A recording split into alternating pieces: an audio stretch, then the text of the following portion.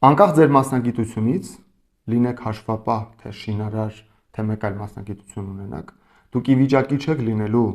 մրցակցել շուկայում, եթե այսօր չսկսեք օգտվել արհեստական բանականության գործիքներից։ Շատերը արհեստական բանականությունը լրիվ թյուր կերպ են պատկերացնում։ Իրենց թվում է, որ արհեստական բանականությունը մի բան է, որը ինքնուրույն ինչ-որ բաներ է անում։ Եվ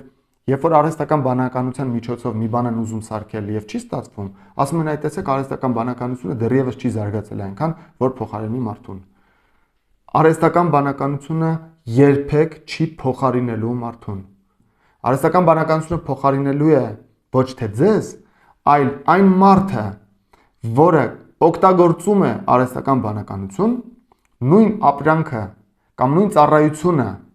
այնքան ավելի արդյունավետ կերպով է արտադրելու ու ստեղծելու, որ դուք այլևս իր հետ չեք կարողանալու մրցակցել։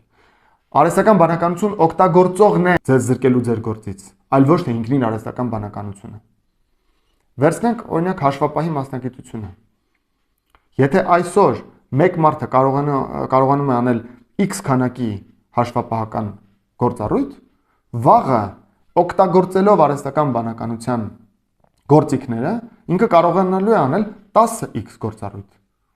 10 անգամ շատ արդյունք է ինքը կարողանալու ստեղծել։ Եվ եթե շուկայում կա դիցուք 1000 հաշվապահ,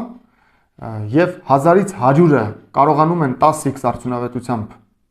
հաշվապահություն անել, նշանակում է 900 մարդ, այդ թվում նաեւ դուք մնալու եք առանց պահանջարկի։ Ինչ որ մի պահ է գալու, երբ որ ձեր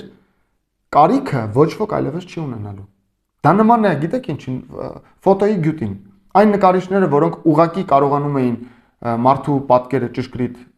պատկերել, նրանք գործից զրկվեցին ֆոտոյի գյուտից հետո։ Դա նման է համակարգչի գյուտին։